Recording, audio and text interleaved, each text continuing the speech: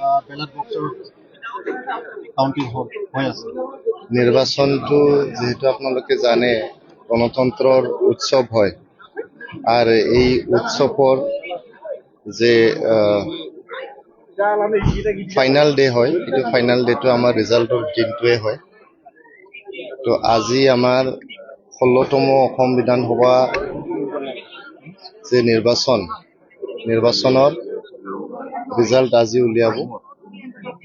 আমাৰ সকলোৰে ভাগ্য EVMৰ বন্ধ বাকচত আছিলে, আজি এইটো খুলি পেলাই আজি ভোট গন্তি হ'ব। গন্তি হৈ পেলাই ৰাইজৰ প্ৰতিনিধি কোনে হ'ব, ৰাইজে কাক পচন্দ কৰি পেলাই ভোট দিছে, আজি এইটো আমি গম পাম। গতিকে মই সকলো প্ৰাৰ্থী, অসম বিধানসভাৰ যিমান প্ৰাৰ্থী আছে, যিমান দলৰে নহওক কিয়, সকলোকে মই শুভেচ্ছা যাচিছোঁ। আপুনি জিকিবলৈ খেলে, ময়ো কেণ্ডিডেট, ময়ো জিকিবলৈ খেলিছোঁ। বহুত কনফিডেণ্ট হয়, ৰাইজৰ মৰম, ৰাইজৰ স্নেহ, ৰাইজৰ সমৰ্থন বহুত পাইছোঁ মই দতমা সমষ্টিত। মই বহুত আশাবাদী, আজি দতমা সমষ্টিবাসী ৰাইজে মোক ভোট দিছে বুলি মই ভাবোঁ আৰু কেইঘণ্টামান পিছতে আমি ৰিজাল্টটো গম পাম। গতিকে ৰাইজে যি মেণ্ডেট দিয়ে সেইটোৱে মই একচেপ্ট কৰি ল'ম। চৰকাৰ কাৰ হ'ব বুলি ভাবে?